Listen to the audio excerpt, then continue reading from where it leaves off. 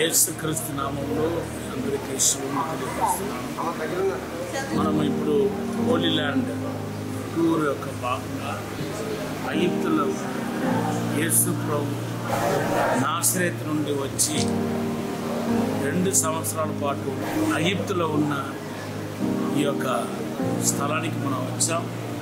ఇక్కడ ఒక చక్కటి మందిరం కూడా కట్టారు. సో దేవుడు కొన్ని విషయాలని ఇప్పుడు మనకి జ్ఞాపకం చేయాలని చెప్పి ఆశపడుతున్నాడు.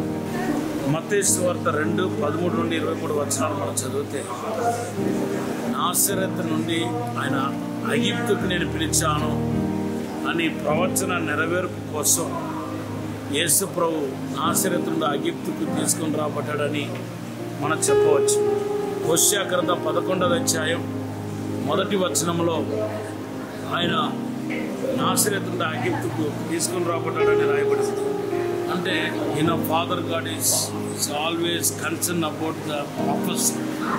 What all the prophecy was given to us, or what all the promise was given to us, it should be fulfilled in our life. మన జీవితంలో అది నెరవేర్చబడాలనే విషయంలో దేవుడు చాలా జాగ్రత్త కలిగి ఉన్నాడు. కాబట్టి తన కుమారుడైన యేసుక్రీస్తును నాసరేతు నుండి ఐగుప్తుకు నేను రప్పించుకున్నానని హోషేయ గ్రంథం 11వ అధ్యాయం 1వ వచనంలో రాయబడిన ప్రవచనం నెరవేర్చినట్టుగా మనం చూస్తున్నాం. మీ జీవితాల్లో కూడా ఎప్పుడైనా ఏ దైవజనుల ద్వారా కానీ లేకపోతే మీకు దేవుడు స్పష్టంగా ప్రవచనం ఇచ్చి ఉంటే, వాగ్దానం ఇచ్చి ఉంటే, దాని ఒక నెరవేర్పు విషయంలో దేవుడే మన పక్షంగా ఉన్నాడని, ఆ నెరవేర్చడానికి ఆయన ఎప్పుడు సంసిద్ధంగా ఉన్నాడని ఈ వాక్యం మనకు తెలియపరుస్తుంది. కనుక మీకు చెప్పబడిన ప్రవచనాలు, మీకు చెప్పబడిన ఆ యొక్క వాగ్దానాలు ఏదైనా ఉంటే మీరు ఆలస్యమైన నెరవేర్చబడతాయని మీరు రూఢిగా నమ్మాలని ప్రభు పేరిట మనం చేస్తున్నాను. దీనిలో మీ పాత్ర ఏమీ ఉండదు. మీరు ప్రవచనం రిసీవ్ చేసుకోవటమే, లేకపోతే వాగ్దానం రిసీవ్ చేసుకోవటమే. దాన్ని నెరవేర్చడం దేవునికి వంతని విషయాన్ని ఈరోజు నేను జ్ఞాపకం చేస్తున్నాను. నెంబర్ 2 ఏంటంటే, God is always concern about protection. మనలను దేవుడు భద్రపరిచే విషయంలో ఆయన జాగ్రత్త పడుతున్నాడని ఈ యొక్క వాగ్దానం ద్వారా యేసు ప్రభు నాసరేతు నుండి ఐగుప్తుకు తీసుకొని రావడం ద్వారా మనం తెలుసుకోగలుగుతున్నాం. యేసు దేవుని కుమారుడైతే మనం కూడా దేవుని కుమారులమే. అయితే మన విషయంలో కూడా దేవుడు బూచి తీసుకుంటున్నాడు. మన భద్రపరిచే విషయంలో బూచి తీసుకుంటున్నాడు. నాసరేతు నుండి ఐగుప్తుకు రావడానికి గల కారణం ఏంటంటే, ఏ రోజు యేసును చంపాలనుకున్నాడు కాబట్టి దేవుడు మరి యేసు ప్రభు ఒక కాపుదల కోసం, భద్రత కోసం ఆయన్ని ఐగుప్తుకు తీసుకొని రావటాన్ని మనం చూస్తున్నాం. So God is concern about prophecy. Number 2, God is concern about our protection, divine protection. మనం ఎక్కడ ఉన్నా, ఏ స్థితిలో ఉన్నా మనల్ని భద్రపరచడానికి ఆయన సంసిద్ధంగా ఉన్నాడు. అందుకొరకు బైబిల్లో యెషయా గ్రంథం 54:17 రాయబడి ఉంది, నీకు విరోధంగా రూపబడిన ఏ ఆయుధం వర్ధిల్లదని పరిశుద్ధ గ్రంథంలో రాయబడి ఉంది. అంతేకాదు, నేను ముట్టువాడు నా కళ్ళు గుడ్డు ముడుతున్నాడని మనకు బైబిల్లో జకరియా గ్రంథం 2వ అధ్యాయం 8వ వచనంలో రాయబడి ఉంది. కీర్తన గ్రంథంలో మరి ఒక మాట రాయబడింది 97:3లో, ఆయన మనకు ముందుగా అగ్ని వలె వెళ్ళి మన శత్రువులు ఆయన కాల్చివేస్తాడంట.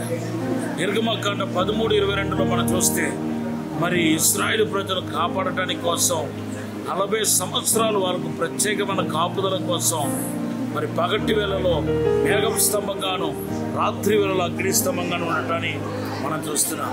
దేవదూత పంపుతున్నాడు, ప్రవచనం ముందుగానే ప్రవక్తల ద్వారా తెలియపరిచాడు.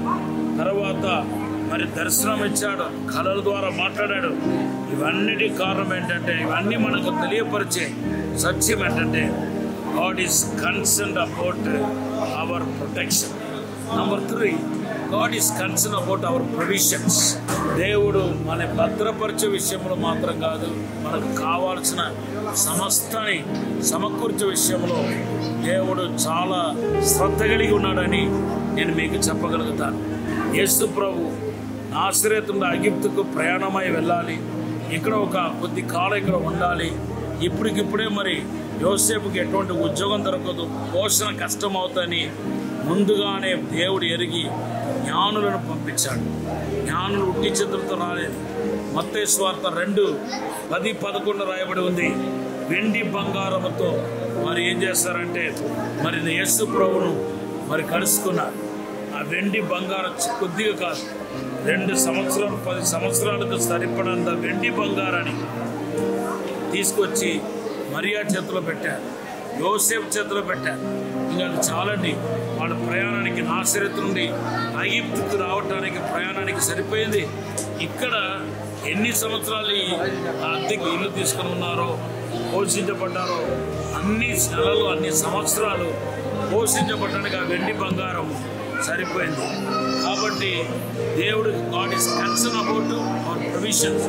నీకు ఏం కావాలన్నా ఈ జీవితంలో సమస్తాన్ని సమకూర్చగలుగుతాడనే విషయాన్ని ఈరోజు నేను మీతో మాట్లాడాలని ఆశిస్తున్నాను. నెంబర్ 4 ఏంటంటే, యేసు నాసరేతు నుండి ఐగుప్తుకు రావటం. ఐగుప్తు నుండి మరలా యేసు నాసరేతుకు అనగా వాగ్దానం చేయబడిన దేశానికి వెళ్ళటం దేన్ని సూచిస్తుందంటే, ఇశ్రాయేలు ప్రజలు 430 సంవత్సరాలు ఇదే దేశంలో బానిసలుగా ఉంటూ దేవుని చేత విడిపించబడి మరలా తిరిగి వెళ్ళటాన్ని చూపిస్తుంది. అంతేకాదు, అలాగే సారా కూడా ఇదే ఐగుప్తు దేశంలో బానిసలుగా ఉండి మరలా విడిపించబడి కానాన్ దేశానికి వెళ్ళే అనుభవాన్ని ఆదికాండ 12వ అధ్యాయం 10-26 వచనంలో చూస్తున్నాం. యోసేపు కూడా కానాన్ దేశం నుండి ఐగుప్తుకు వచ్చి, ఐగుప్తు నుండి మరలా యోసేపు కూడా మరలా కానాన్ దేశానికి తీసుకెళ్ళబడటం. ఇశ్రాయేలు ప్రజలు మరలా కానాన్ దేశం నుండి ఐగుప్తుకు వచ్చి, ఐగుప్తు నుండి మరలా కానాన్ దేశానికి తీసుకెళ్ళబడటం మన పరిశుద్ధ గ్రంథంలో చూస్తున్నాం. సో ఆ క్రమంలోనే యేసు కూడా కానాన్ దేశంలో నాసరేతు నుండి ఐగుప్తుకు వచ్చి, ఐగుప్తు నుండి మరలా ఆయన నాసరేతుకు తీసుకెళ్ళబడుతున్నారు. కాబట్టి దేవుడు బిడ్డారా, దేవుని యొక్క వాక్య వాస్తవమైనది. మీ జీవితంలో అది 4 ప్రాముఖ్యమైన కార్యాలు దేవుడు చేయడానికి సిద్ధంగా ఉన్నాడు. Number 1, very much concern about to fulfil the prophecy. Number 2, God is concern about to protect your life. Number 3, God is concern about your provisions. Number 4, God is concern about the scriptures. So దేవుడు ఒక concern ఈరోజు ఇక్కడ జ్ఞాపకం చేయడం జరుగుతుంది. ఇప్పుడు ఒక చిన్న ప్రార్థన చేస్తాను. పరిశుద్ధము నమ్మకమైన పరలోక తండ్రి, నీకు వందనాలు, స్తోత్రాలు ప్రభువా. మాతో మాట్లాడిన విధానం బట్టి వందనాలు. నీ కృప, నీ సన్నిధి మమ్మల్ని తాకాలని ప్రార్థన చేస్తున్నాను. మీరే ఆశీర్వదించండి, అభిషేకించండి ప్రభువా. ప్రతి ఒక్కరు దీవించి బలపరచమని, ఆశీర్వదించమని యేసు నామములో అడిగి వేడుకుంటున్నాము తండ్రి. ఆమేన్.